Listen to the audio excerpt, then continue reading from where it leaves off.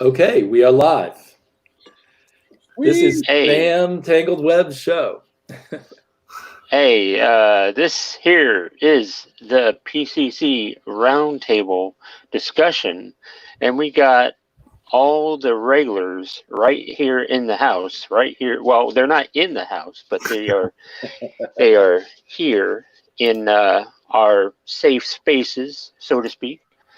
We got Sleepy Reader Hey, over there, everyone. right there. Over Hollywood Square. over that way, we got Bob. How you doing, everybody?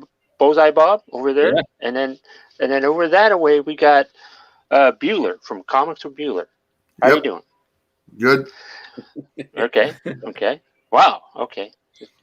So today we're doing this discussion of our top 5 favorite superheroes, and talking about like what decade was what we thought is the good one, the best one for the characters.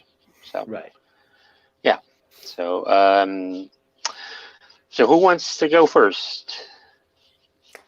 Let me just say hi to Two Gun Pedro. Chaos yes. and Comics is here. And I think Derek Magnus is can. here too. I can't. Yeah. Poor Sam is the only one who can't see the comments. I can't see him. Yes. So, Masked Panther's here. Hey there. How you doing, everybody? Sorry, Sam, you were asking who wants to go first? Yeah. Does anybody want to go first? Anybody want to raise their hand? You want to be the boss and assign who's first?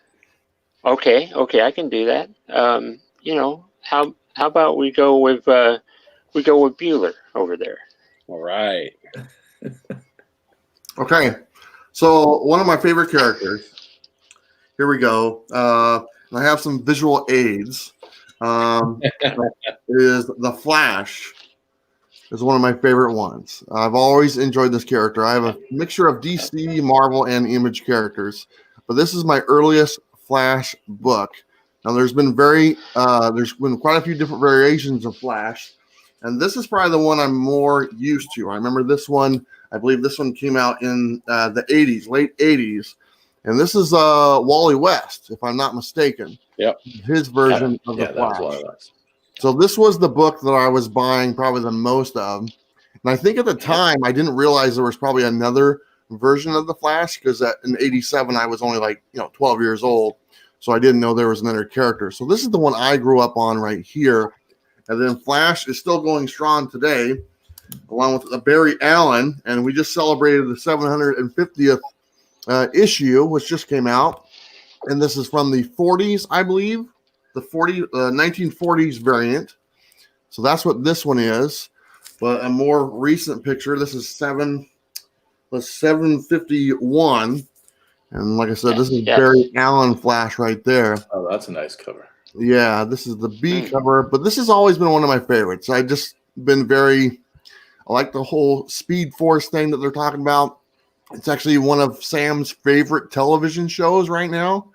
We're watching it all the time. He talks about it all the time. So I wanted to start off with this character because it's probably the only DC character that Sam likes. And since this is his thing, this is in the honor of Sam with some Flash goodness. But like I said, the time period I grew up was in the late 80s, early 90s. And it was the Wally West one, and that's the one I probably enjoyed the most. Right now, I believe that character is dead or something. I don't know what they're doing with the Wally West or something right now, but they're doing the Barry Allen. And James Tynion is writing it now, and he's doing a great job. He's literally on issue. I think he's been on it for about 83 or 84 issues now. Do you mean Williamson? Joshua Williamson. I'm sorry. Joshua Williamson. He's on it right now. He's been doing all the last 83 issues of the Flash, and it's probably one of the best storylines that's in comics right now, because for being on a title right now for as many years as he has, it's very rare to have the same creator on the title, and he's one of them that's doing it right now. So the Flash is my first pick. Nice. That's a great pick. Did you ever go back and read earlier Flash before your childhood? Not too much. I mean, I picked up some books here and there, but it never really interested me to go back and read them. I just would pick them up like when they were cheaper, and I'd find them, just laying around. But I think I had the Wally West run almost all the way up to 100. I mean, I don't think I was missing much at all from that one. Just a great series, easy read. They introduce a lot of characters in the Wally West run that are used today in the television show, which is kind of neat. So, yeah. Yeah, Flash, I also have Flash DC on my book. list. I always think of the Flash. You I always can't think of the Flash as extra cool because he's the guy who kicked off the Silver Age of comics, the He did. return of superheroes. that was way before my time. That was back when Bob was into it. That was when Bob and you're I were in diapers. Bob was in his early 20s back then. Oh, okay. Oh, my goodness. The gloves are off already. Shots buddy. fired. Shots fired. All right. I don't know any different.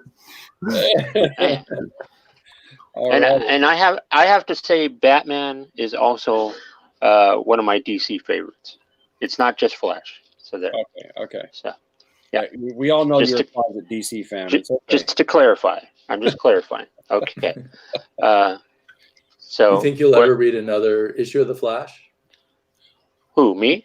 Yeah. You're talking to me. You got Okay, a dollar comic or a facsimile, I remember. Well, yeah. I think so. I think it's a possibility. Always, it's I mean, if I happen to, be in the right mood, I got to be in the right mood for that. So,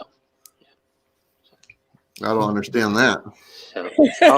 oh, Do we You don't- really want to know you what don't that movie is to get Well, him no, reading Flash? no. It's not. Right It's not candle, any. maybe? We Yeah, no, we yes, don't. right. Well, wait, we don't have to go there. I mean, Yeah. this is not that. This is not that. So, so Bob, would you like to go?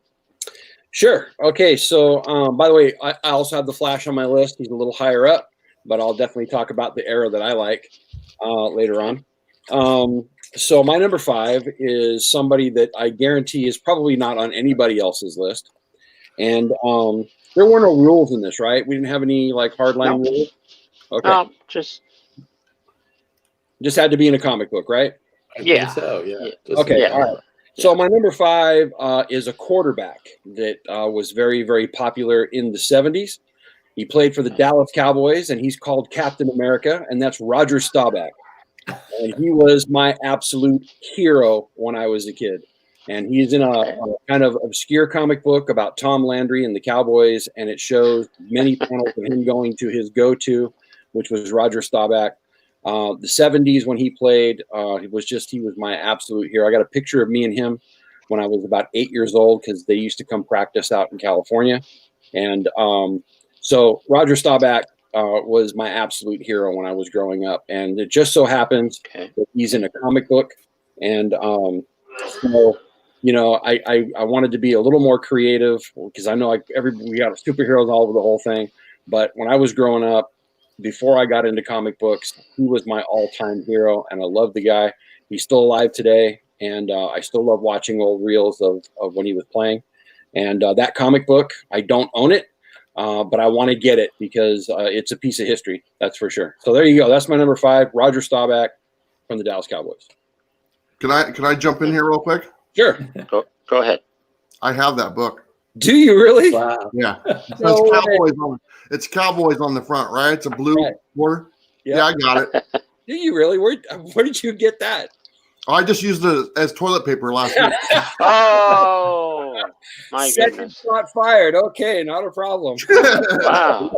I had no idea of the existence of that comic. or Yeah, comics yeah, like that. it's okay. I like to key cars, by the way, and so just throw it out there. Love you, Bueller. Nice. There we go.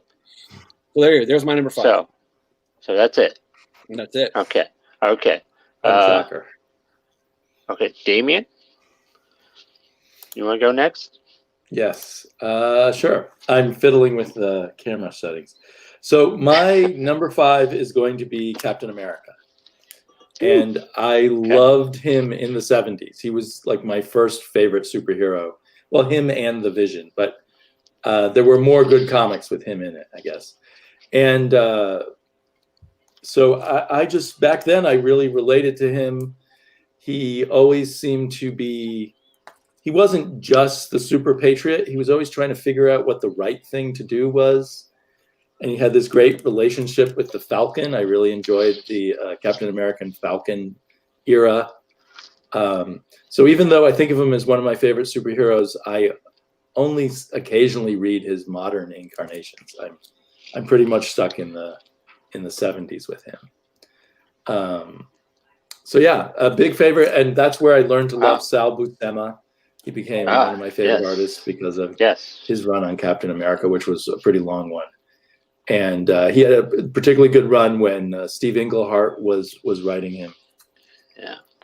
But also, I liked when Jack Kirby came back to Captain America also. So would you say that Buscema was your favorite artist on Captain America?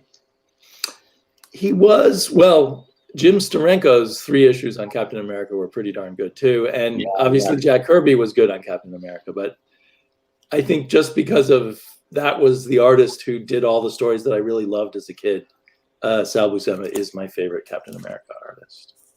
I think John Romita also did some nice work on Captain America back then, too. Yeah, he did. Oh, yeah. This is a John Romita cover and probably issue here.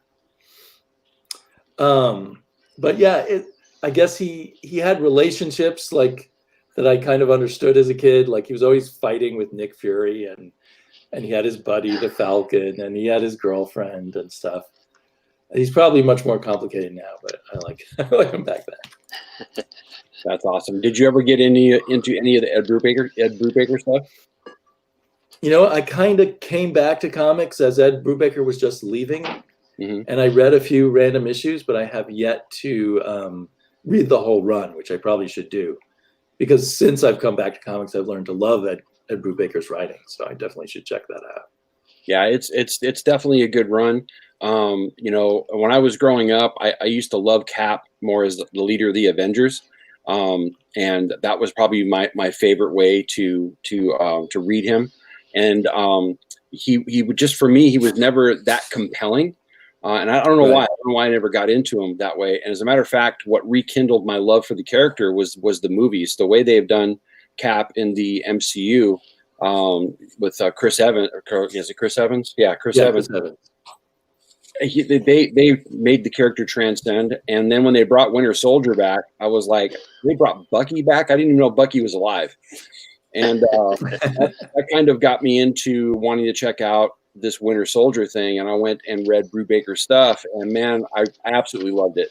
And so it rekindled my love for that character, just from the movie to the books, and then through Brubaker's writing. And since then, I've actually gone back and checked out some of the older issues, and I actually enjoy them more than I did when I was younger.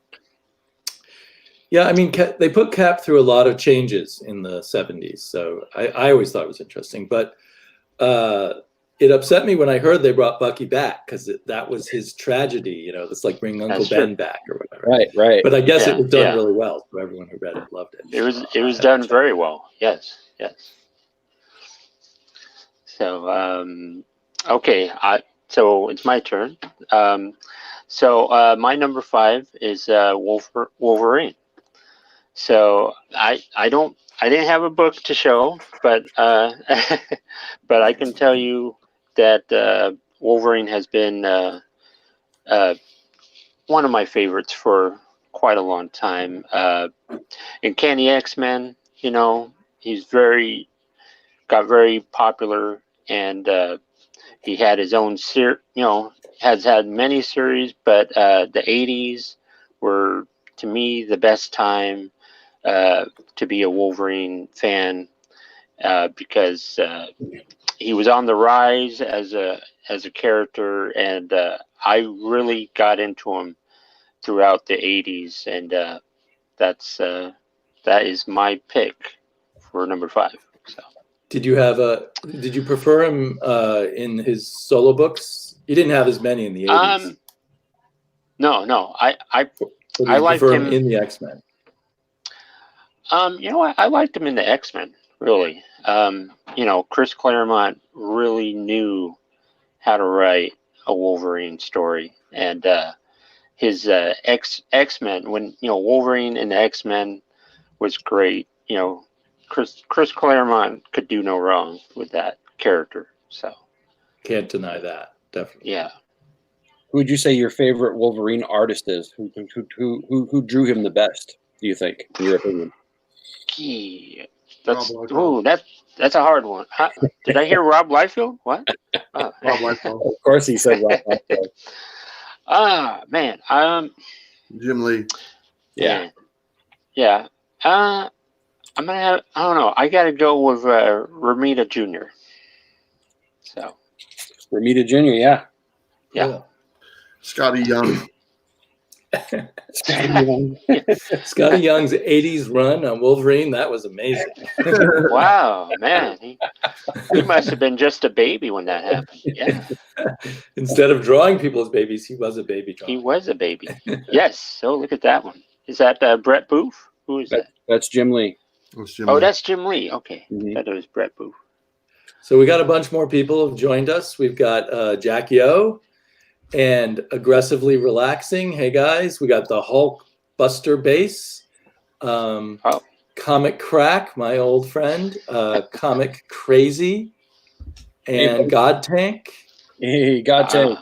88 Jester. And Derek Magnus I mentioned before, but he's back. Silvestri was Derek Magnus' favorite. That is my favorite Wolverine, is Silvestri's Wolverine. He is very, very good. Very It's scripted by Hama, so that there's a lot of good. There's so much Wolverine to choose from, of course. Yes.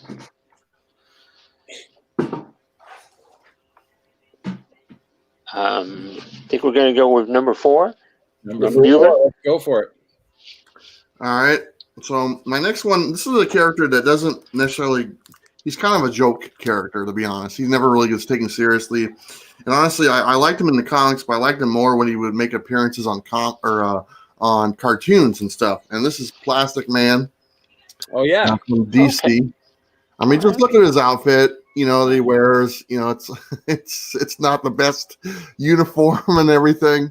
But Plastic Man was always fun. I always liked his glasses. I was always envious because he can make things on his body bigger than they're supposed to be. And I wish I could do that.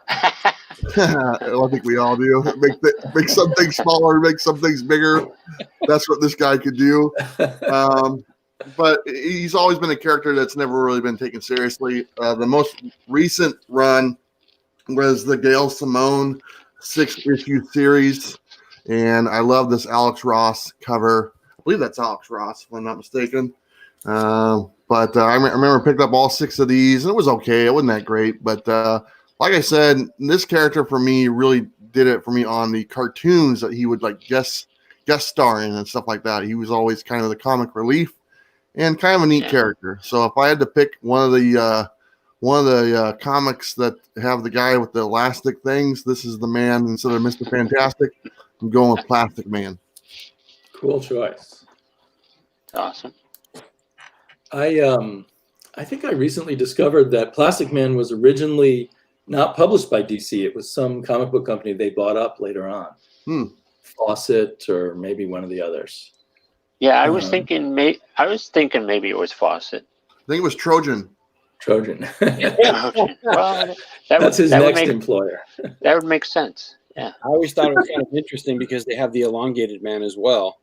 Right. And so, So many stretchy dudes. yeah, Yeah. exactly. Yeah. But I think Plastic Man, he's a detective, right? Yeah. So I think DC, along with Bueller, has elongated. What do you call it? whoa. There we go. Oh, almost, Bob. You were this close. You were this close. This close. Got to work on the delivery a little Stand bit. up and you're that close too. So anyway, With a little bit of time, it might get a little bit a little bit. I think the Bueller version of Plastic Man is going to be coming out in XXX very soon. Oh gosh. Oh man.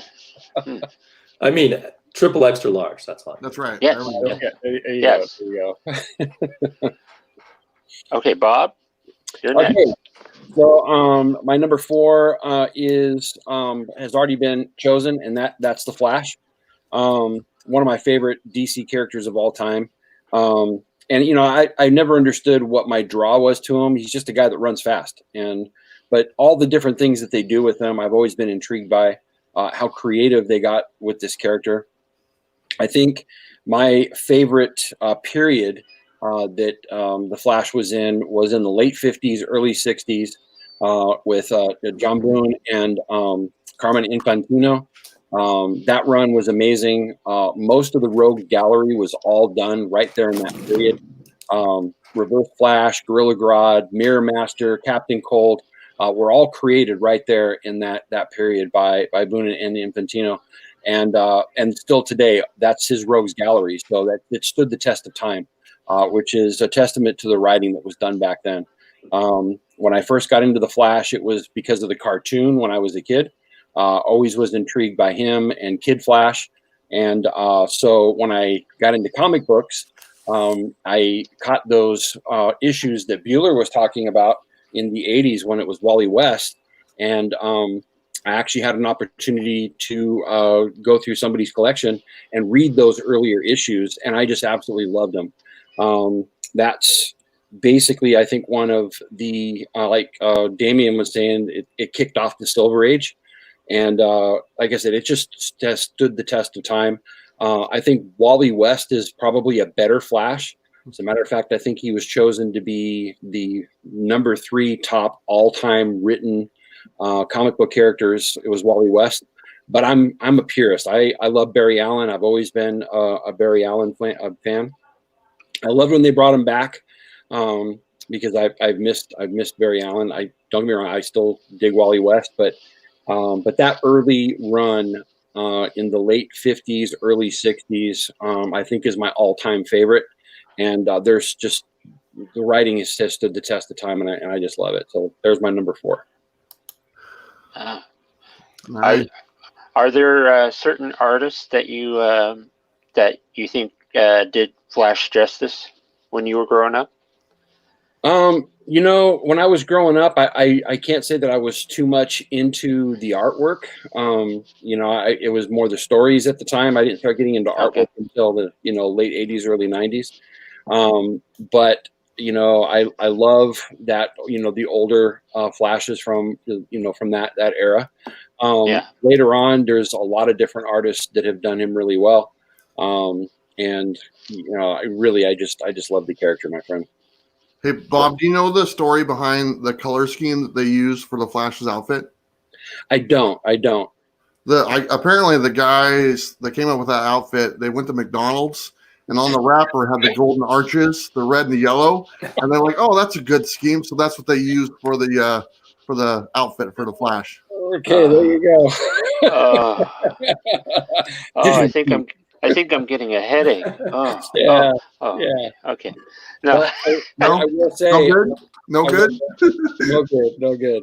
I will say on that color scheme, some of the Flash covers that they have done, probably, since Jeff Johns' run all the way up till now, have been some of the most incredible comic book covers that I've seen.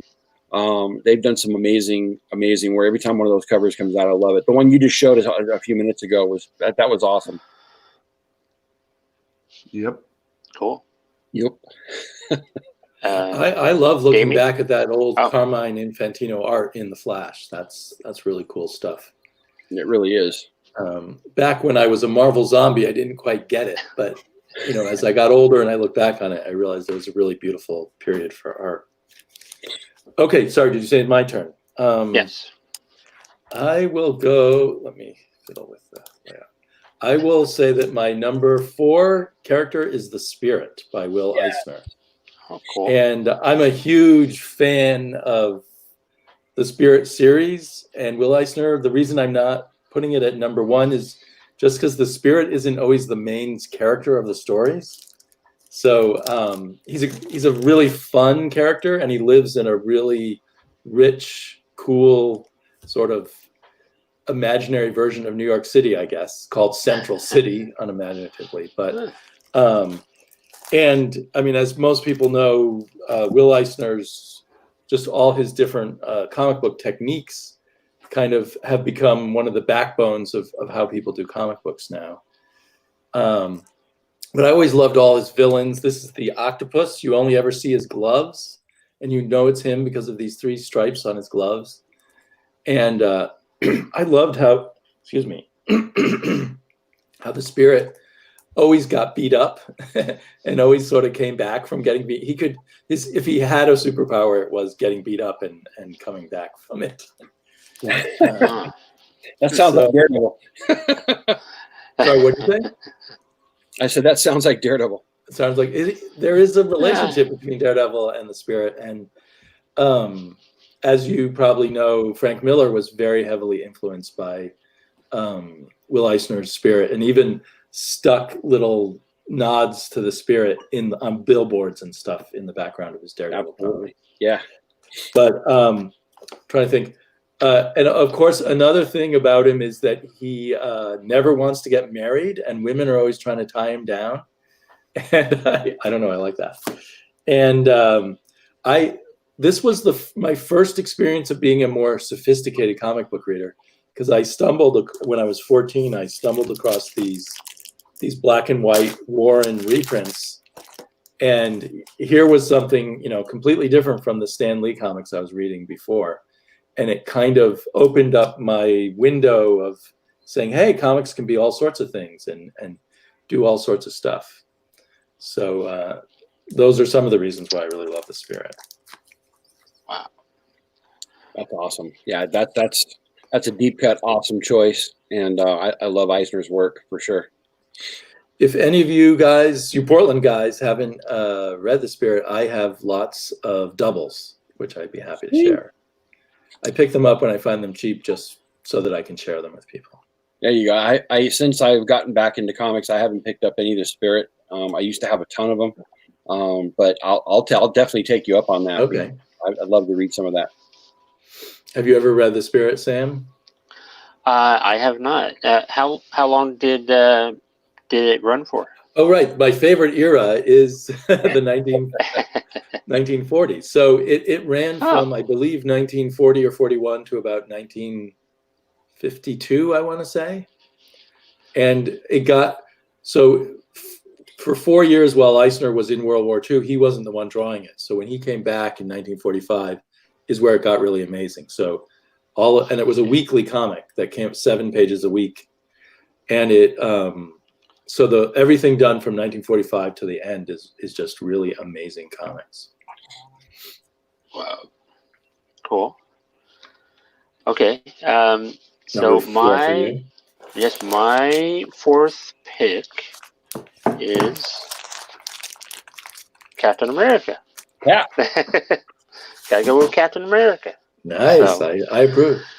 And I have to go with the 80s with Captain America. Interesting. Because, you got Roger Stern was doing some really good, he did a good little run there with John Byrne. And then you had Mark Gruenwald. He had a run there with Mike Zeck and a multitude of people throughout the 80s. And Cap really was a cornerstone of the Avengers, really. So I got Cap is my number 4. So great Nice choice. Do you also like the Brubaker stuff that Bob's recommending? Oh yeah, definitely. I've read a lot of it. So yeah, I was. It wasn't too shocking when they killed Captain America off right after Civil War, but how they brought him back was very interesting, to say the least. So comic books. Yeah. Yeah, I didn't quite understand how they brought him back or how they brought Batman back from the dead. They did a similar thing with him. Comic books. You don't have to explain it. That's all you have to say. So. Okay, Bueller. What? You have your number 4?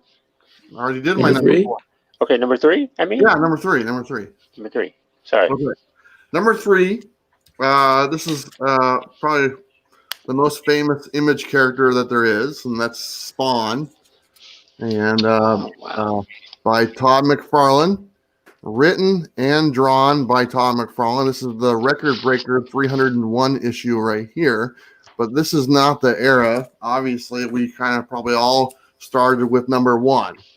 And just the introduction to Spawn, and then all the other different characters that he came up with, the Violator, and I mean, just there's a ton of them that are in here. But seeing something new, a brand new publisher come out with a brand new character, and then with Tom McFarlane riding high off his Spider-Man solo series, I was right on board with this one.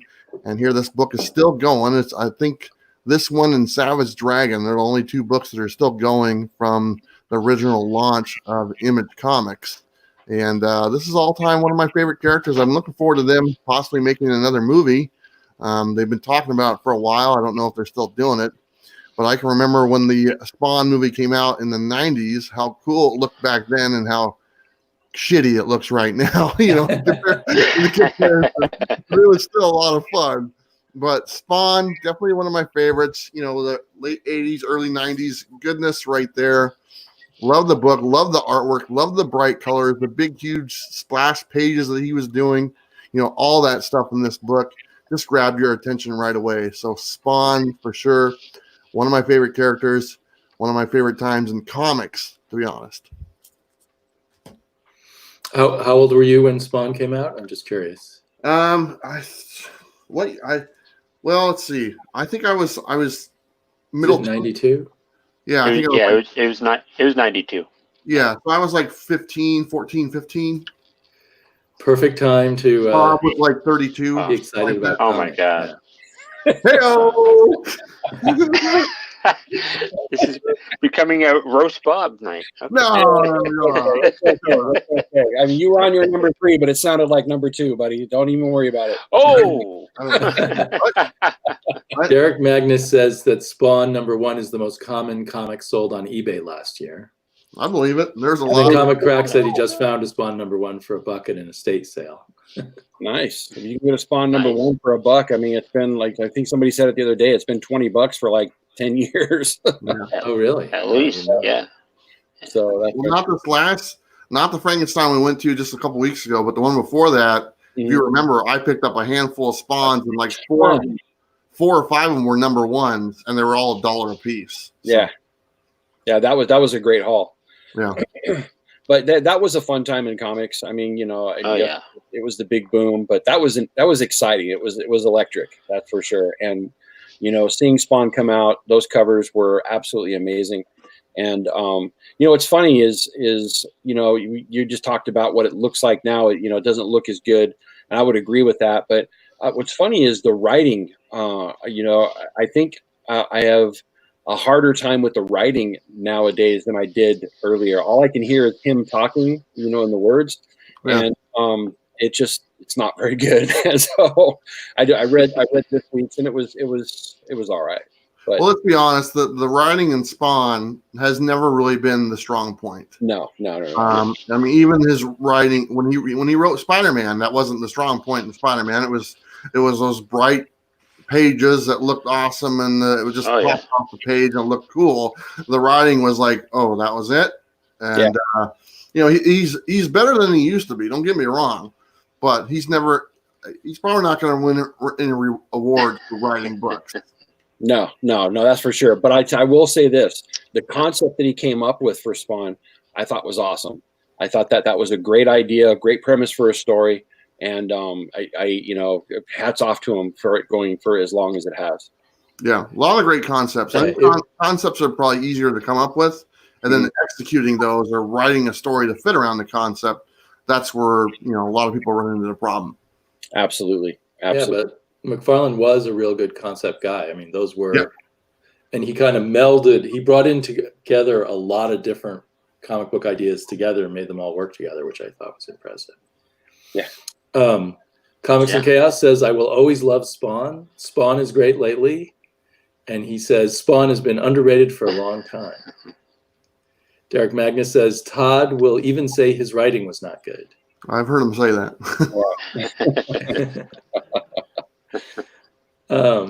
And Chaos Comics says, Todd says his drawing isn't good either. Good too. Oh, I now would be he's surprised to hear that. Yeah, I don't know about that. The boy who had 7 has joined us. Hey. Welcome. Hey, Matt. Awesome. Bob. Yes. All right. So my number 3, and this will probably be on other people's list, but my number 3 is Batman, and that Batman was my introduction into comics, even though I wasn't reading comics at the time. Of course, when I was a kid, the Batman '66 show. I was glued to every episode. I used to run home from school. You were a kid back then? Yeah, I was actually. Come on, Bob. You were in your early 20s. It's all right. It's all right. You can call me Daddy later. Okay, that was it. That was the last Oh, one. wow. That was the last one. Wow. Where are we Anyway, going? 3 times. Bottom line is I used to watch it all the time. And, it's funny. Back then, of course, I didn't hear the humor or the campiness inside of it. Every episode was exciting to me because I was a little kid. And so that was kind of my introduction into comic characters. That's, anytime I saw a comic book or I saw, the Batman logo, I knew exactly what it was from. And then when I finally did get into comics, I didn't start with the Frank Miller stuff, actually. The stuff that I started with was the Neil Adams era. And Sweet. it was amazing because it took it from that campiness into a little bit darker area. And I loved the artwork. That one cover with the Joker where he's got Batman on the playing card. I think Bueller has that on his wall behind us when we're doing the Coffee and Comic Show. That's one of my favorite covers of all time, and it came right out of that era. And how did you find those comics, Bob? Those must have been pretty old comics already when you started reading. They were actually really old. The guy that introduced me to the whole comic world, if you have ever watched my origin video, he introduced me to a lot of different things that I probably wouldn't have ever had access to, and he let me read a lot of his old comics. And so that's where I got a lot of the Neil Adams stuff. That's how I was able to read all those old Flash comics from the early 50s and late 60s. He had a ton of Silver Age stuff, and so I was able to to read that. And then of course by reading those, I started to delve over into the newer DC comics, and that's about the time when Frank Miller's Dark Knight came out. And I would say that even though Neil Adams was my first introduction into true comic book reading of Batman and will always have a special place in my heart, I'll never forget reading The Dark Knight Returns and what it did. I was blown away by it. And I think the 80s was a very fun time to be a fan of Batman at the time. So, but I've always loved the character. I've always loved his, the driving force behind him, all of the different ways that he's evolved over time. Of course, he's pretty much written the same way all the time now. But you used to have different smatterings of different types of Batman as it was coming along. So anyway, love the character. That's my number 3. That's awesome. Very cool choice, of course. Yeah. That was great. That was just great. I loved it. That was awesome. Yeah, I appreciate it. There you go. Batman, to pick one Batman era is really hard. He has so many good eras, I think. Yeah, absolutely.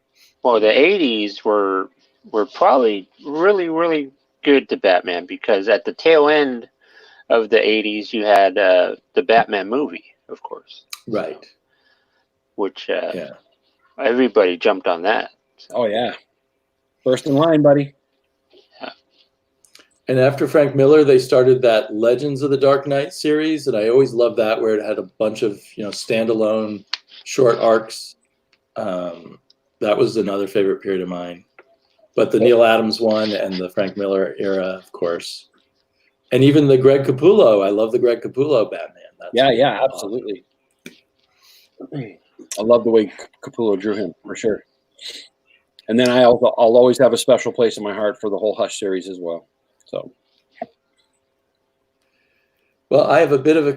I'm up now, right, Sam? Yes. I have a bit of a confession to make that behind me I have piles of comics, 10 different piles, and I couldn't decide which one of them I would make 5. So I've just eliminated Batman all right. Oh, because he was one of the 10. just out of there. And instead I will do the Swamp Thing as Oh, one of my yes. favorites. Oh, okay. Another character who's been through a lot of changes. I mean, I love this. This is a artist edition. I love the Bernie Wrightson version, but actually, my favorite version is the '80s version with Alan Moore writing it. Oh, so good. And I really felt I was kind of fascinated with the sorry, I'm fiddling with things again. I was kind of fascinated with the original version. I mean, it was sort of legendary when I started reading comics, and it was hard to find copies. But Swamp Thing was my favorite comic for quite a while Alan Moore was on it, and I couldn't wait for each issue what he was going to do next. And the cool thing about the Swamp Thing to me is he's got that human story, and then Alan Moore gave him, and then he's a monster. And then Alan Moore kind of made him a god also. So I just found the mixture of all those things very interesting. And back then, it seems like in modern Swamp Thing, they don't focus on his romance life so much, but his relationships with women were very important to him back then. And I like that monster trying to have relationships with women, probably because, coming out of teenage years, you feel like a monster trying to have relationships with women. Wow. But and I liked the Scott Snyder run, and I really liked the Charles Soule brief run he did on Swamp Thing. They're not doing a whole lot with him right now, but I don't think anything will beat that '80s run.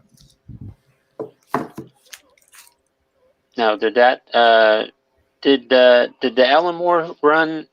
Is that like a separate series from when Swamp Thing started out in the early '80s, or? No, he came in on, I can't remember what number issue, but had already been running. So it wasn't it wasn't like he came in on issue number 1. It might have been like 16 or 17 or something. Because I remember there was a series called the Saga of the Swamp Thing. Yes. And I think it was the same series, and they just dropped the saga part after a while. Oh, okay. So there's some controversy over this. I want to ask you a question. Here recently, they came out with a master edition, kind of like an omnibus, and they did the remastering treatment. There you go. There it is. The absolute Swamp Thing. Absolute Swamp Thing. And there are some people who didn't like it because of what they did with the colors. I think it's made it very much more vibrant. I actually liked it, but I've heard from a lot of people that they didn't like it. What's your opinion on it? My initial opinion is I don't like the idea of recoloring. It is a really good coloring job, but it does change the artwork. So I plan to at some point go through and compare to the original issues. And that's part of why I was rebuying issues that I had lost. I was at the last time we were at Frankenstein's, I was buying up Alan Moore issues of it. Because now that's been recolored, I thought, I'll just get the absolute or omnibuses, and I don't need to rebuy all the issues. Right. But if the colors are different, I want to have both. Yeah, I hear that. I mean, some people, remain purists. When I opened the book, it was just very vibrant, and I kind of enjoyed that. And I haven't read those books in so long, so I couldn't really make a good comparison. So I value your opinion, so I kind of wanted to know what you thought about it. I mean, I think I'll end up liking both.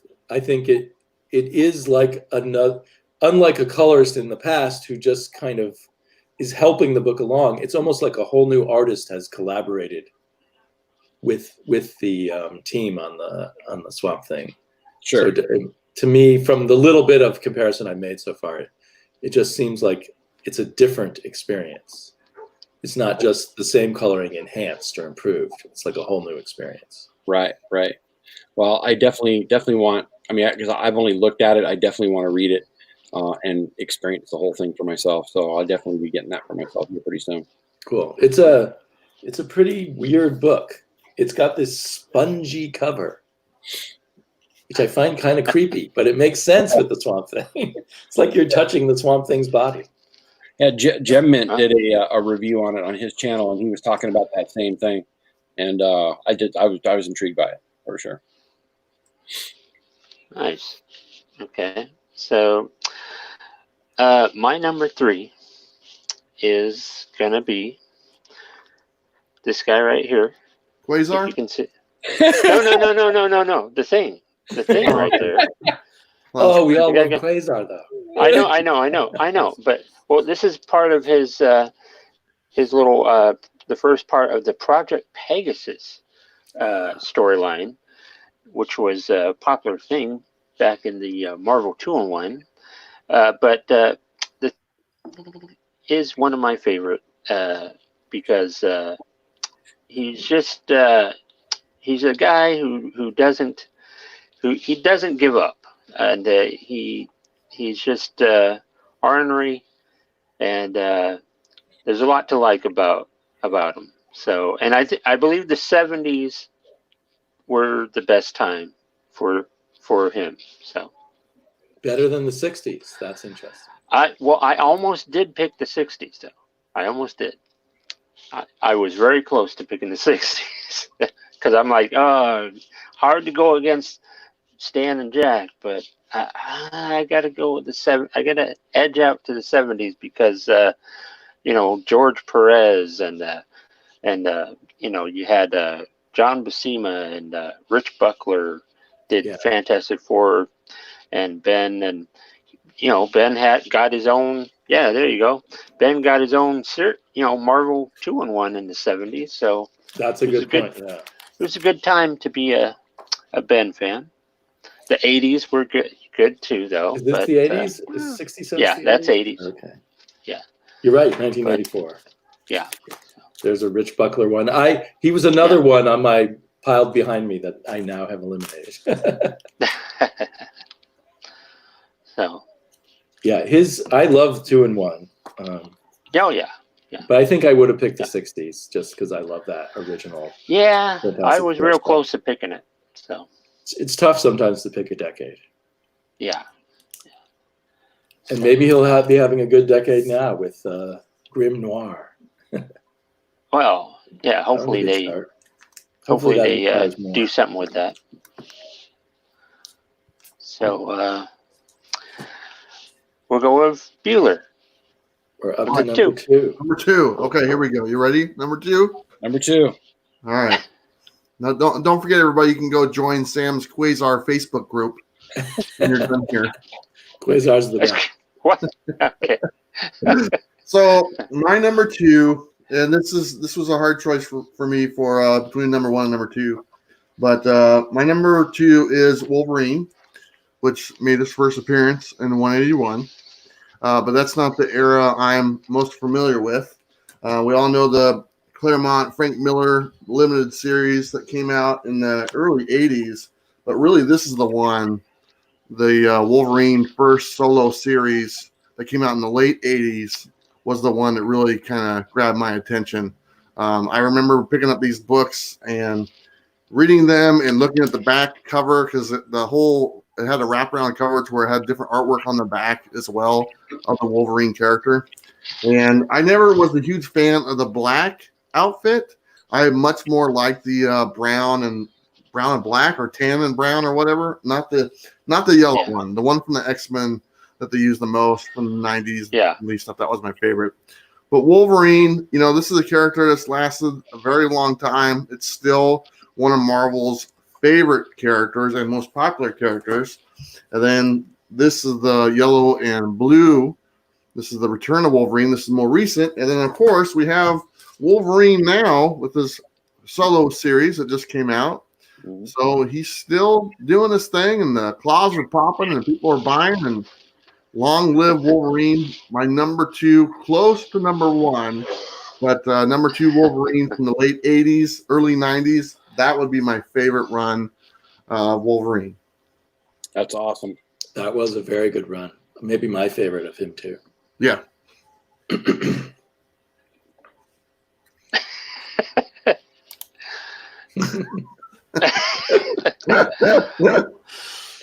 Camera. Going back a little bit, Chaos and Comics said that he wants the original coloring too on Swamp Thing, and he wants to start with the original and then check out the new colors. Derek Magnus says Phil Hester hates his artwork getting recolored. Derek Magnus also says Wondar. Wondar was in those. Yes.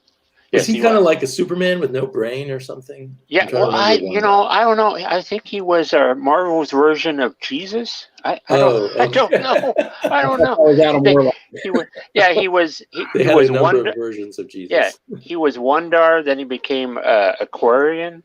So, yeah.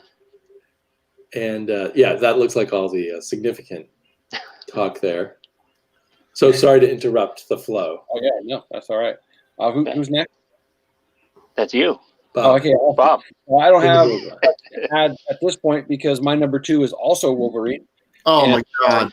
Oh, here we go. But here's the thing: my favorite era of Wolverine was when I first got into the X-Men in the late '70s, early '80s, when he was in the new X-Men with Chris Claremont writing. And he's always been one of my favorite characters. That was an electric time in comics, and the way he was written, I've always wondered why Wolverine was such a popular character. And I think originally he became so popular because you had the possibility of something really nasty happening with him, but they never actually showed anything nasty. So a lot was left to imagination. You knew he could rip people up, but he never seemed to draw blood. And so I think, being left to imagination, people, imagine what he could be or what he actually was probably like. And I think that drove a lot of what made the character great. Of course, Claremont's writing was amazing. Even that miniseries he did with Frank Miller. I love that. And then, when he got his original series, Bueller, that was an amazing time as well. I love Silvestri's artwork during that time. And there was a lot of fun characters that they came up with in the beginning of that run. He's always been one of my favorite all-time characters, and so I had to put him on the list. And he's number 2 for me as well. So Wolverine's batting 3 out of 4 there. No. Wolverine was not any of my top 10. Sorry to say. I remember you saying you're not a huge Wolverine fan. I basically got sick of him, and when I came back to comics around 2010, it was just so many Wolverine comics, and you make a good point about him. Sorry, I need to get this back. You make a good point about him being better maybe when you leave some of it to the imagination. Mm-hmm. And by that period, they were just showing everything, and maybe it just went too far. Yeah, I will say that when I came back into comics recently, one of the very first things that I read was the original Old Man Logan series by Mark Millar. Mark Miller, I guess, and I was so blown away by that. I was like, this is what comic books are now. Loved it, and I love what they did with the character, and that kind of propelled me back into reading again. So nice. Well, my number 2 is stuck in the 80s. Big in indie comics in the 80s was Nexus. And I was fascinated by him. His basic thing was some aliens have given him this superpower, but he gets these horrifying nightmares that force him to go out and use his superpowers to kill dictators and tyrants and mass murderers. So he doesn't even really want to do it, I think, a lot of the time, but he does. So and he has an incredible sort of a whole science fiction world all around him that's really incredible. So I've always been fascinated by Nexus. I plan to do a big reread of the whole 80s run sometime soon. Here he is meeting Magnus Robot Fighter. I remember Magnus too. Yeah, those were great comics back then. Yeah, so this kind of represents a lot of the fun of the indie side of comics in the 80s. There was a kind of an indie boom at the time, which now we mostly forget. But Nexus came out from, this is Dark Horse, but before that it came out from First Comics. And I think before that they came out from even a different publisher. And Steve Rude, the artist on it, is one of my favorite artists. He hasn't had much of a career outside of Nexus, although you see him here and there doing variant covers and the like. And he was written by Mike Baron, who I think was the early writer on that Wally West Flash. Oh, yeah, good point. And he's an interesting writer, I think, who's kind of gone by the wayside lately, but he's still out there. So anyway, yeah, that's my number 2. That was a great time in independent comics. I mean, you had Valiant, you had definitely a Dark Horse starting up, one that was very close to me when I was out in California, Malibu Comics. Yeah. And so there was a lot of really, really good independent stuff coming out back then. Yeah, and that's what makes me nervous about the current independent comics that I like, because I see that all those ones don't exist anymore. Well, except Dark Horse. Yeah. And luckily, Image has lasted a really long time. For sure. Yep.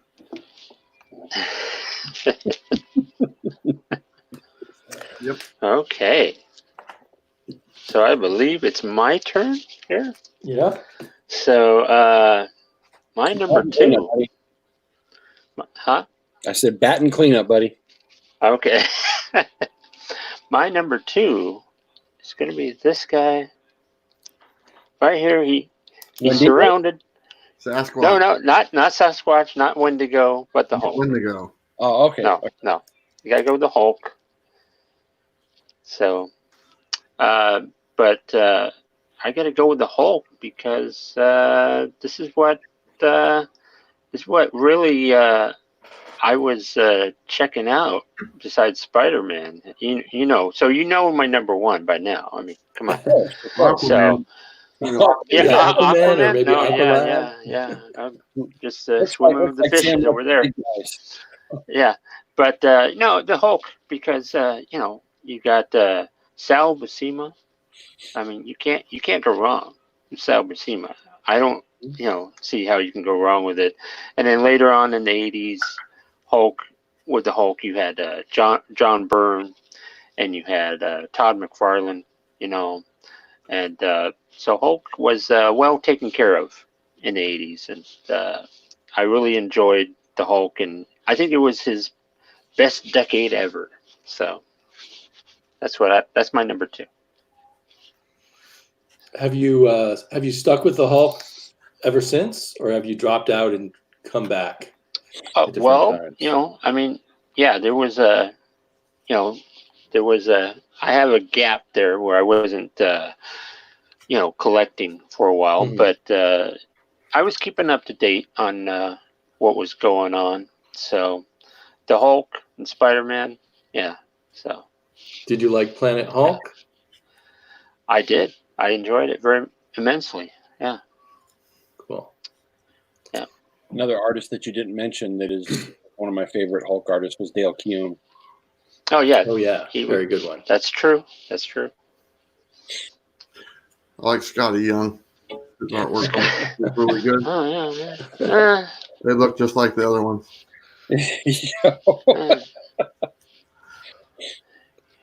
Little baby Young. Yeah. Yeah. Actually, he's done an independent lately that wasn't baby artwork, and it was actually pretty dang good. Middle West? Yeah. In Middle West, there you go. Rob Liefeld did some good Hulk artwork on that Avengers book that he came out in the early 2000s. Okay. Yeah. All right. No, I'd have to see it to believe it. yeah. Don't look. Right. Don't search it. Just don't. Okay. Don't look at the feet. Don't Right. look at anything. It was horrible. Liefeld can actually draw feet. I've seen him draw them. That's debatable. Okay. So, you got a number one pick? Bueller? Me? Final biggie. Me? Okay. So this question that was posed to us really made me think quite a bit because I've actually been asked this many times. Who's your favorite character? And I kind of went through my books and I stuff I kept throughout the years because there was a very small, short box to a long box of books that I actually kept and got rid of everything else. And so when it came down to it, the character I had the most of, and I'm going to say this is probably my favorite character, is the Punisher. It just has always intrigued me. He's just a regular guy. Made his first appearance in 129. And then when I went through my books, this was a huge book for me when this came out. This 5-part series, I just loved it. I was looking forward to it. And then he got his solo series ongoing. I had to get that when it came out. I probably bought multiples. They weren't done there. They came out with like a Punisher War Journal very shortly after. And then this is probably my favorite ones ever of Punisher because it combines my two favorite characters, the Punisher and Wolverine. We got Jim Lee doing the artwork, which is just awesome. But to see the Punisher and Wolverine kind of battle it out in that issue, and then they kind of come together in this issue, it was probably my favorite storyline at the time. And I just love Punisher War Journal is probably my favorite run of the books. And still to this day, we have the Punisher with his current series, Punisher Soviet. And you know what? I love it. It's really good. I still enjoy it to this day. So easily by far, my favorite character, and I'm saying it here first, is the Punisher, Frank Castle himself. Awesome character. Very cool. Visual aids. That's a great You'd poll. think this was a visual medium. There you go. Now everybody, Bob's favorite number one, Punisher. Of course, right. No, but out of all of the iterations of the Punisher, I mean, which one would you say was your favorite run? The War Journal. Punisher War Journal, the first 20 issues was probably the ones I was looking forward to the most. I was just really, the artwork was really good. It was crisp, it was a little bit, the book was a little better quality than the regular Punisher series. Like they put a little bit, it was more spendy than the regular run. Yeah. I was also a fan of the magazines. The Punisher magazines, I think, was what originally got me introduced into the Punisher, the black and white magazines. I found those. I think some of them were reprints and some were original stories. And then I found the Punisher Limited series, and I tried to get all of those. And finally got all of those. And then when the Punisher came out in what year was that? Let me look on here. It should say what year the run came out. Let's see. This came out in 1987. So I was 12 years old when that came out. There you go. And it was awesome book, man. I mean, I really enjoyed it. I mean, they introduced a bunch of different characters in this run, but really the War Journal, which came out just, I think, a year later, if I'm not mistaken, War Journal was 88. Yeah. So that's how popular he was at the time, man. He had his two books going at the same time, and the only other character I could think of with doing that was Batman and Spider-Man. Spider-Man, right. Sure, and that was it, as far as, I mean, there was Action Comics and Superman, but for Marvel, it was literally Punisher and Spider-Man were the only two that had, two different titles going at the same time. Yeah. And then when you add the magazine, that was actually 3 titles. Yeah. And man, that was probably when Punisher was at its height. And War Journal was actually one of those that I collected religiously, but I loved the writing. So well done. So well done. That's a great poll, man. And also in the early 90s, you had Punisher Warzone. Also, Warzone as well. Yes, I skipped that one. Did you? You skipped that? Yeah. Why would you skip that? Oh, Because the only Warzone I liked was the Raw Warzone. Okay. Okay. I don't know. All I wouldn't like right. All right. when it came out. I don't think. I did have the Punisher armory. I liked those. I liked looking at his weapons. Yes. It was just like Oh the yeah. vehicle and all his weapons that he used. And then of course we got the Punisher movie with Dolph Yeah. Lundgren, which is just like one of the best movies ever made. I mean, it's right up there with the original Daredevil movie as far as quality. And then, then we got the other Punisher movies, and then Punisher made an appearance in that. What was that Netflix show that nobody liked? He was in that one. I can't remember. He was definitely way better than the main character that was. I think. buddy. Oh. I think it was Daredevil. I don't know. Yeah. But once you introduce Punisher into that Daredevil television show, everybody forgot about Daredevil. Is that right? What's your Hitting first? a little below the belt there. All right. How do you feel about Frank Castle, Cosmic Ghost Rider? I not really into it. To be honest, it doesn't do nothing for me. Doesn't even seem like he's the same person at all. When I read Yeah, the I don't- dialogue and stuff. No. This is his current run right now. They got one more issue to go. Then I think they're rebooting it after this. But the whole Cosmic Ghost Rider thing, I don't really have any interest in it. If they keep the writing the same as they're doing right now in that Punisher Soviet, I'd be on board for it. But they went off the rails just way too much with Frank Castle, after the that run in the 90s. So Yeah. but Yeah. Great pull, man. Yeah, Comic Crack brought up Frankencastle, Yeah. I have a few of those. and it was Purgatory Paul who brought up the Cosmic Ghost Rider. Hi, Yeah. Purgatory Paul. He's just joined us more recently, I think. Derek Magnus mentions an Amazing Spider-Man annual with an amazing Punisher story in it. I think That I know rings a what. faint bell in my head. I think I know what annual that is. He says annual 15. It is. Frank Miller. And Two Brothers Comics has joined us. Hello. Hey, two I brother. think a while back I saw that Hero and the Kid joined us. So that was good. And Perry Yeah. Comics. So, and I probably missed some of you guys coming through here, but really appreciate the audience out there. So, I'm sorry, interrupted again just before Bob gets to go on. Oh, it's all right. That's all right. So we'll just go ahead and start showing my favorite character. There you go. Here you go. Who could it be? No, it's Uh-oh. Daredevil. Spider-Man. Daredevil. You knew it was coming, and of course, my favorite hero of all time is Matt Murdock, Daredevil, and actually, I was introduced to the character with the Silver Age run. Always liked him, but I didn't fall in love with him until the Frank Miller run in the 80s. That was a magical time. Those books coming out they were so much different than anything else that we were reading at the time. I don't think a comic book run has impacted me as much as those books did back then. I love the way he brought Kingpin in. The juxtaposition between those two characters and what he did with them has lasted all the way up until now. And there are so many good runs, but the 80s, in the beginning of the 80s, when you had Frank Miller, Mazzucchelli, Klaus Janson on it, and then in the late 80s when you had Ann Nocenti and John Romita Jr., that whole 80s era with Daredevil was just magic to me. And that is my number one. You guys knew it was coming. We knew it was coming. But I wasn't sure what your favorite decade would be, though. Yeah, it's definitely the 80s. It's definitely the 80s. I mean, there's been a lot of stuff that's been written since that's really good. That I mean, even just the current run, Zdarsky's run is just out of this world. But really, when it comes down to it, that's when I fell in love with the character. That's when I still go back and reread those.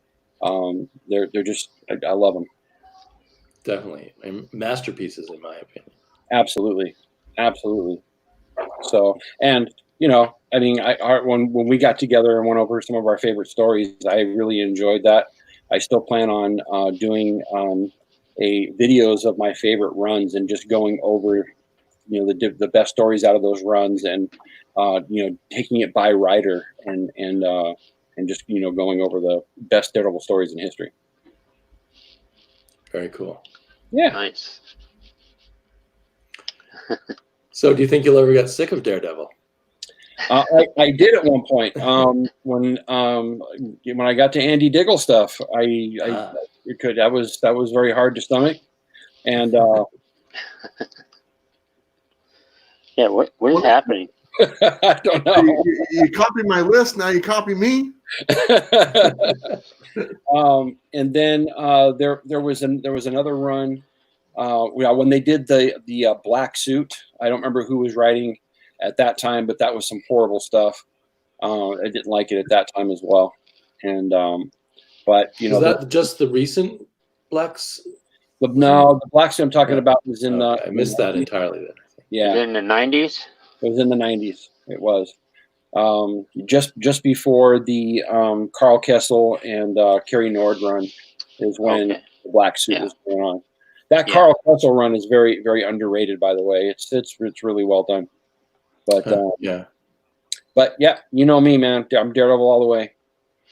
Well, Comic Crack really wants to see that series on Daredevil. I know he's a huge Daredevil fan too. Yeah. At some point, he was trying to collect all the Silver Age Daredevil. I don't know if he ever achieved that. Stay Puff has enjoyed us. Two Brothers Comics. Two brothers. Mike W. Rogers. What's going on, Mike? Any relation to Steve Rogers? I don't know. Rob Worth says, "What's wrong with Diggle on Daredevil? I thought he followed Bendis and Brubaker well." Shadowland, man, was a horrible concept. You cannot make Daredevil the head of the hand, okay? I don't know. Yeah, it just didn't grab me. Yeah, they took a left there. I don't know. That was my favorite run. I bet it was. What? I haven't read it, but I love it. Comic Crack says he was collecting the first 300 issues of Daredevil, and he has 9 issues left. Wow. That's quite an achievement. Way to go, man. Those early issues are probably hard to come by. They are. So my number one is this topless guy with long hair named Conan. I knew that was coming. It was a little tricky to pick a number one, but if I'm being honest, I've loved Conan since I first saw a rack of comic books. I bought the Avengers, but the other comic I wanted was Conan. My parents would only let me get one. And I still enjoy Conan. And my favorite period was the 70s. Roy Thomas. And especially Barry Smith's artwork on Conan. But I also loved John Buscema's artwork on Conan. And I loved the black and white Savage Sword of Conan. Just had all kinds of incredible stuff in it. And why I like this mostly naked man running around hacking people with swords, I'm not quite sure. But I do love the world building of it and everything also, along with the action and the barbarianness of it. So it just gives me layers of stuff to enjoy, I feel like. Stay Puff understands. Stay Puff mentions he did a Conan show today, a Sword and Sorcery Saturday. He's done some really good hangouts about Conan or about Sword and Sorcery. So yeah, that I decided was my number one. Are you on board with all the Conan titles right now? I think I'm buying almost all of them with mixed results. The big shocker is how good Savage Avengers is. Yeah. I just would not have predicted that, but that's kind of my favorite one at the moment, I think. And I haven't read all the ones like where they take some female hero from Conan stories and give her her own. The one I did read was okay, and I've been buying some of the others, but not reading them yet. So I know Conan, I mean, Marvel is doing their typical overdoing things. They should just have one good Conan comic. That would be nice, but maybe eventually that's what will happen when they get tired of pumping out Conan. Yeah. Okay, So, the ultimate number one. Who will that be from? oh, And we can't guess who that could be. we can't guess. I think I think Daredevil or Aquaman is one of them. I think you can guess. I think you can guess. Dun, dun, Long dun. shot. No, not long shot. Come on, you like the mold, you Oh, know. is it one of those two guys Spider-Man's carrying? I'm not a fan of that mojo stuff. Huh? No, but this is Spider-Man has got to be my number one because the 80s. I mean, do we have an hour? Because let me tell you something. John Romita Jr. kicked it off back in the early 80s. And then you had Ron Frenz, Tom DeFalco, and Roger Stern, of course. But yeah, I mean, it was a crazy time for Spider-Man. So Spider-Man in the 80s, hand in hand with me. So there you go. That's my number one. And you picked the 80s over the 60s, yeah? Yeah, I did. I know it's probably a little bit controversy with that. Oh, but, I'm just asking. You know. But And, you know, I like the '60s, you know, Spider-Man. But so Is it the alien Spider-Man suit that did it for you? what? Wait, I'm Two hearing things all at mixed once. things. Why doesn't Yeah, Bueller go ahead? So Go ahead. Ultimate Spider-Man was the best. Well, that was in the 2000s. Come on now, that don't count. No, but I mean, you had Web of Spider-Man. You couldn't go wrong with that. Spectacular Spider-Man. Lots of great stuff happening with Spider-Man in the 80s. So Marvel Team Up. Marvel Team Up. Yeah. Yeah. So, I mean, you go on and on with that. So Roger Stern or David Michelini, or who are the other writers around there? Tom DeFalco. Tom DeFalco. Yeah. Preference between any of those guys? Oh, Roger Stern. Roger Stern. So, yeah, he was great. yeah. So what did you think of McFarlane's run? Oh, it was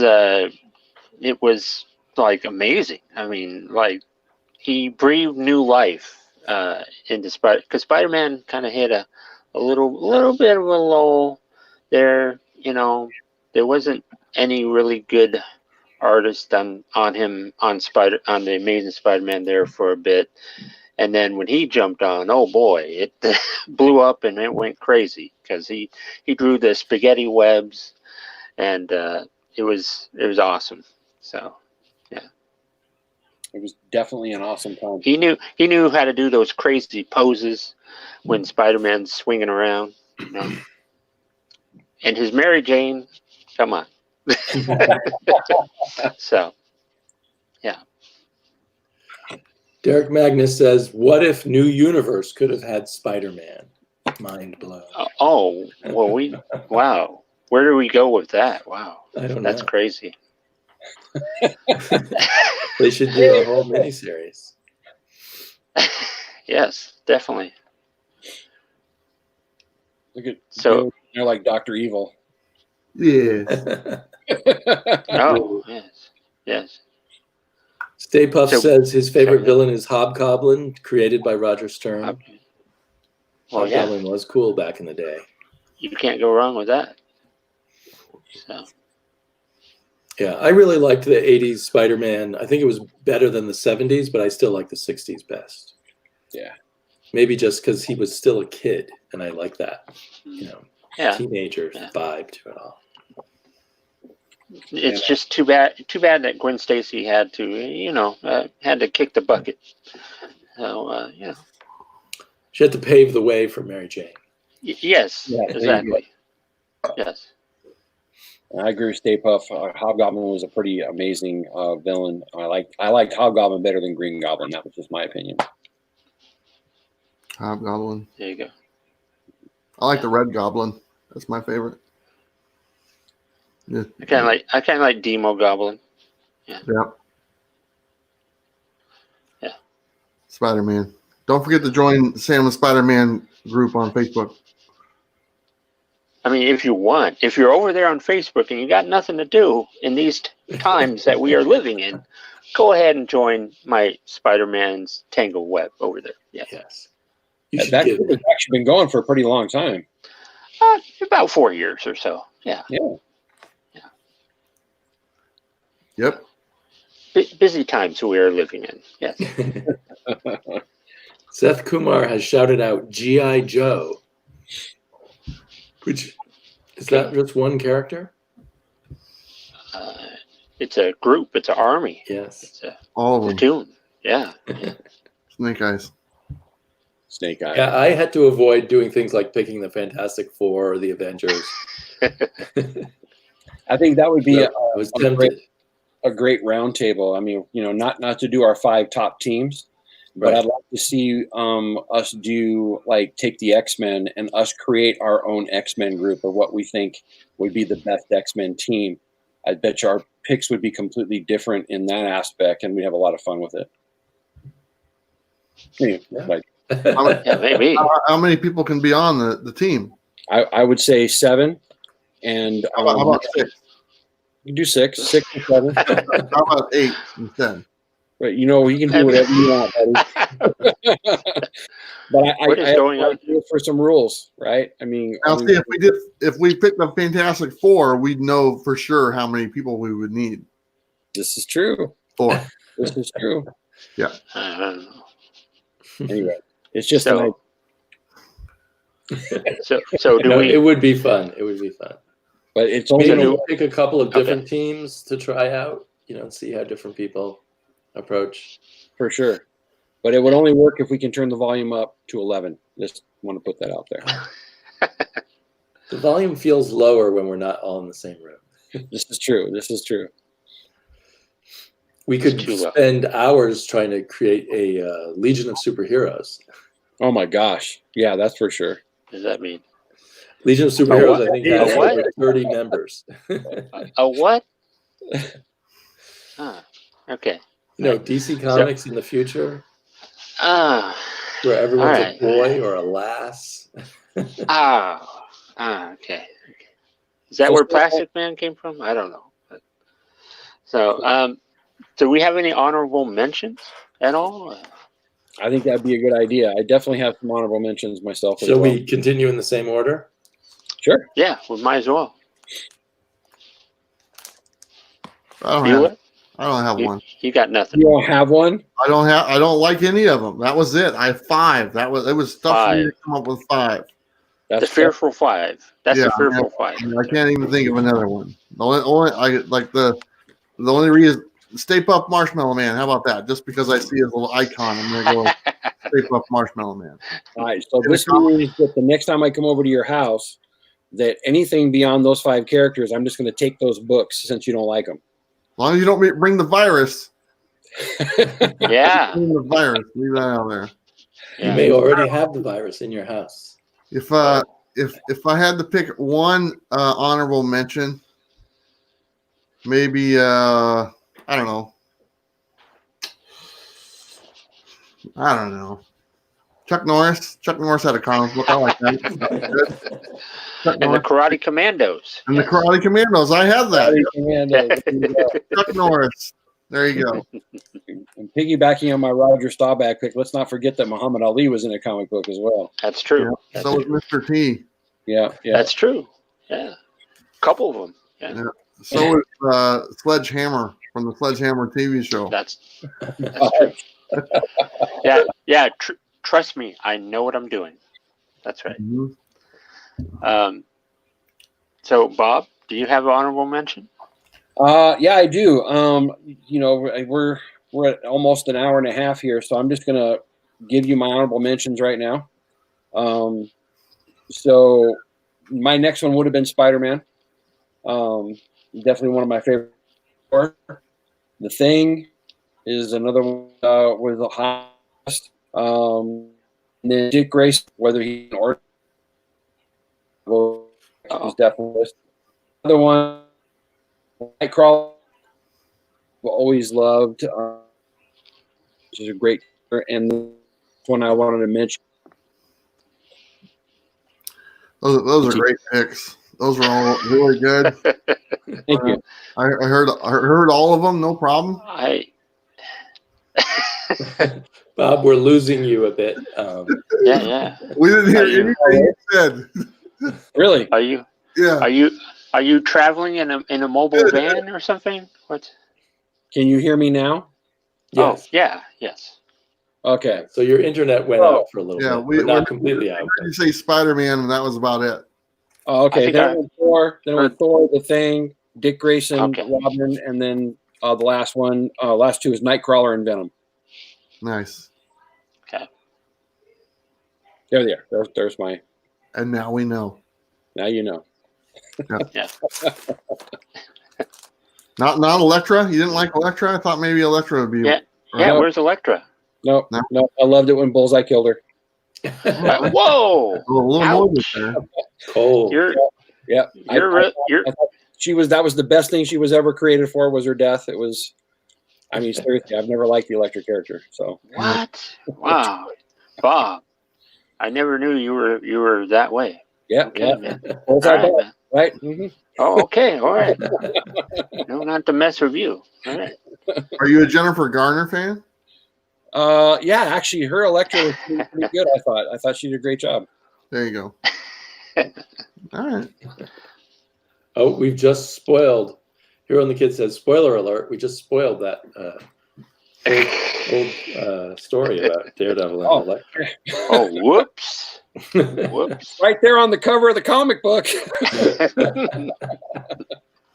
Sorry about that. It's only been out for. Well, well, Two of my runners You got one? up were Superman and Spider-Man. I don't know what Got 'em. era of Okay. Superman I would pick because I kind of like bits and pieces of Superman throughout the years. Mm. Spider-Man, definitely the 60s. And then Hulk was a big runner-up for me. He came very close. I like the late 60s, early 70s Hulk, the Herb Trimp Hulk. Before Herb Trimp kind of went bad, but or mediocre. I thought Herb Trimp was really great. And my other runner-up would be Commandy from Jack Kirby in the 70s. That was one I was always fascinated with. And I still enjoy reading it. Definitely feels like I'm reading kids' comics when I read it, but I definitely enjoy it. Wow. I knew Commandy would be in there somewhere. Another guy without a shirt and long hair. Yeah, I think exactly. I have a problem. Surprised you don't like Doc Samson. Doc Samson wears a shirt. That's the He problem. does. He does. So, yeah, my honorable mention would be Human Torch, She-Hulk, and Daredevil. Likes the lawyers. He does. He likes the lawyer. Yeah. Well, I mean, She-Hulk, was you can't go wrong with. Well, now she doesn't. She's totally different. Seems like she's totally different these days, but She-Hulk's different depending on who writes her. yeah. Like many different iterations of her. I hope one day that She-Hulk will be prominent and being taken care of, better. So The actress that they've chosen to play her in the Disney Plus streaming show came from, I think, Parks and Recs is the show that she was in, and one of those comedy shows. So I'm thinking that they might go the more comedic She-Hulk, where she's kind of like Deadpool breaking the fourth wall. But we'll see. okay. I think there should be a movie So- about She-Hulk and Plastic Man dating. She-Hulk, right. I don't know Okay. about that. Sam does want her to be taken care of. I'm sure he could do it. Well, okay. If I got to step up and do the job. That show would be right up Bueller's alley. Oh my God. women, big women and guys that make them bigger and smaller, right there. Oh, now Bueller looks twice as smart. That's right. The more fake glasses, the better. Add more glasses. You didn't see it earlier, but Derek Magnus inside of the chat commented on your hat, and he says, "What is that hat made out of crap tonight?" I saw it. I saw what he said. I see everything. I got 2 pairs of glasses. I figure you did. I've had this hat for a long time. The all-knowing, all-seeing. Look at that. Look at that. It's all ripped up and everything. That's good stuff right there. That hat's been loved, that's for sure. That's right. I washed it. I washed it the other day. So is there anything that you guys want to bring up or talk about? Your channels or? Well, this might be the last one of these we ever do. Oh, wow. Human civilization is over. Depending on how the next couple of weeks go. Oh. We just need some hand sanitizer. We'll be fine. Yeah. Can't find any.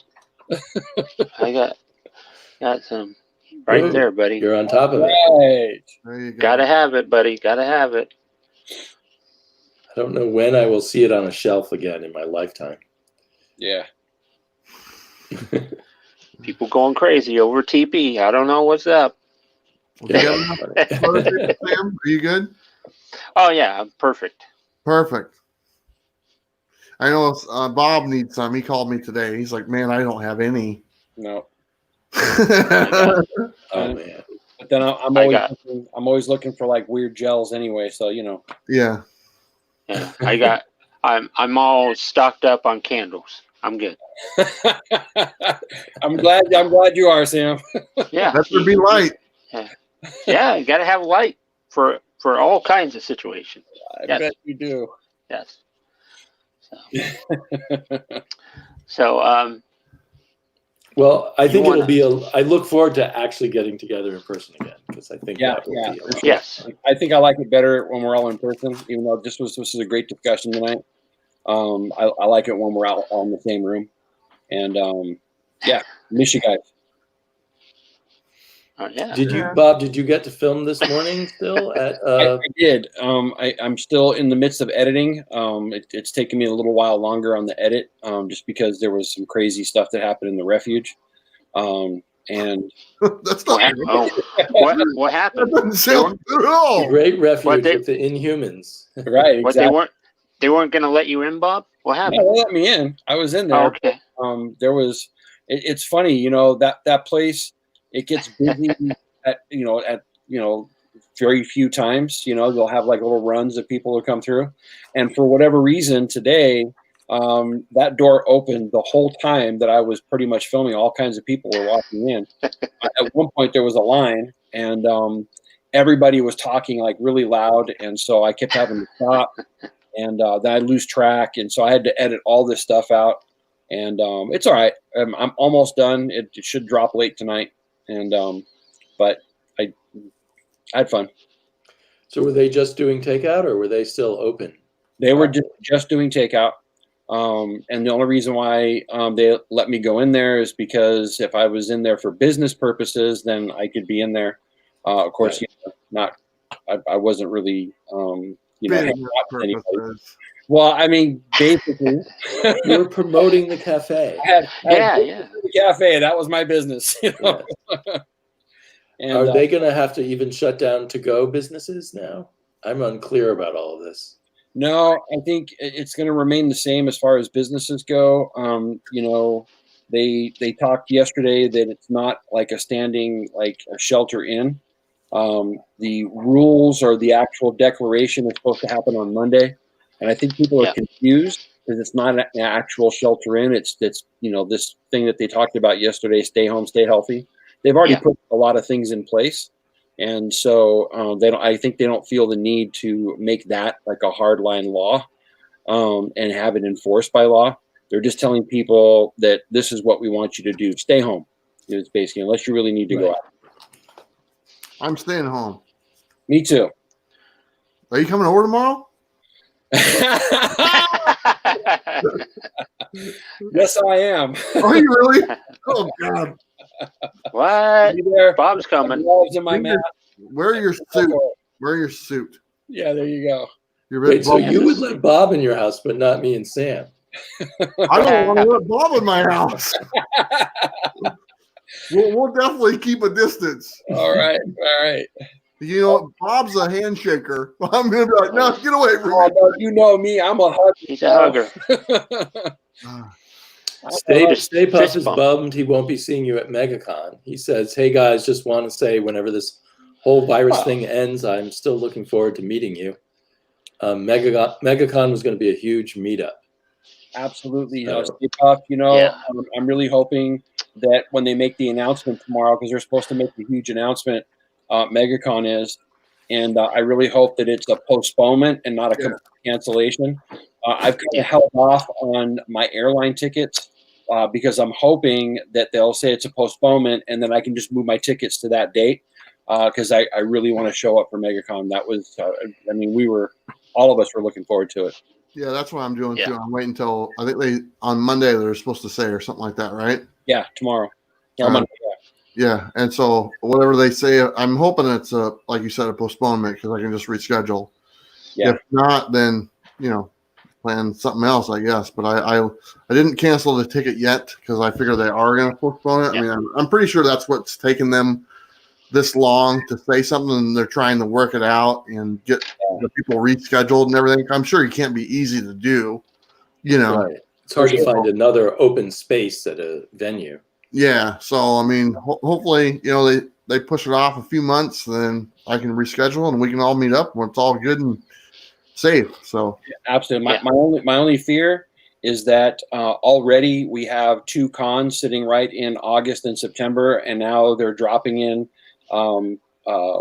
Emerald City in between that, and they're going to move MegaCon out a bit. I just hope it doesn't coincide with like the Washington State Summer Con or Rose City. I really don't. yeah, I wouldn't mind. I don't have a problem missing Rose City for something like that, to be honest. Yeah. Washington State Summer Con, I really want to be there. I got stuff going on, but I feel as though they'd push it back further than June. Honestly, I think the way things are going, I think Washington State Summer Con might get pushed back as well. So Yeah. I'm kind of hoping that they push it back to October. That would be perfect for me because then I can do my birthday. it's all about Bob's birthday. It's all about me, man. We could have a Bob Con on your birthday. Boom. The B.O.B. That's right. Did you ever go to Bob's Big Burger, Bob? Bob's Big Boy. Yeah, man. Bob's Big Boy? Yep. Were you like, hey, I'm Bob, the Big Boy? I did. I thought when I was a little kid, I thought it was my restaurant. I really did. I'm a big boy now. Really? Oh Did you yeah. have you had the curl? You had the curl coming down? No, I Oh, didn't have okay. the curl, but it was my restaurant. Okay. It was called Bob's, It's and nice to then have your own restaurant.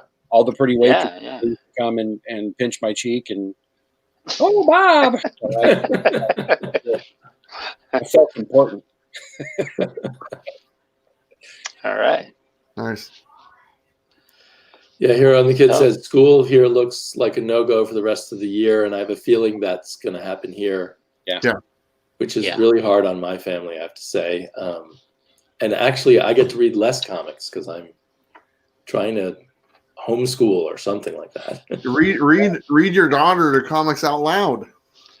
There you Well, go. there's only some comics that we can read out The loud. Conan's perfect. The Conan is perfect. Conan is perfect. Maybe she'd like Someone's Killing the Children or something. Oh, here we go. Oh man. There you go.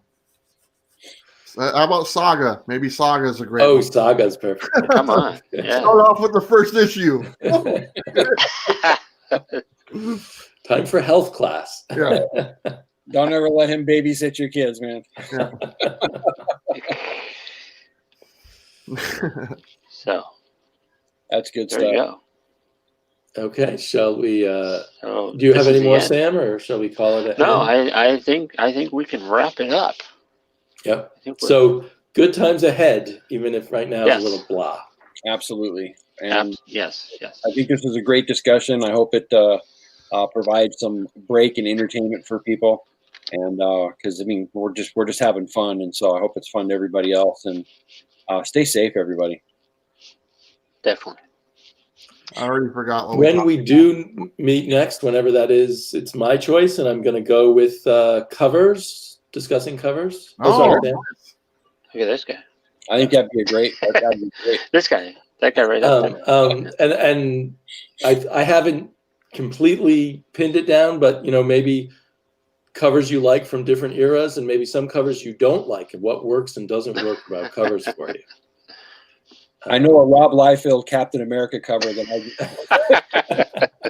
Do you know that image was never even used? I know it wasn't. It wasn't. Oh yeah, Yeah. everyone laughed Yeah. at it so much they didn't use it. They never used it. It was like a pre-drawing, and that was actually never used. Right. Yeah. I know. It's now one of the most famous drawings ever, even though they never used it. I mean, there's a version of it on the book, but not that version of it. Not Oh, with the okay. huge Yeah. Dolly Parton They booth. fixed the chest. Yeah. Maybe Liefeld was doing it as a goof and seeing if anyone would respond or something. He does stuff like that. Yeah. That's why he blocked me on everything. There's Because he actually, could draw well enough to know Like that the was goof a around. mistake. there's actually a different cover that has the same pose with a female character, and it's almost exactly the same thing. And I think it was a play on that. That was always my guess. That makes sense. Thank you, Rob Liefeld. Maybe we should have all our streams be about Rob Liefeld and a little bit of Todd McFarlane and leave it at that. There you go. Okay, shall I hit the button? I think we're good. Thank you, everybody, for Yeah. watching. Like Glitter Thank you.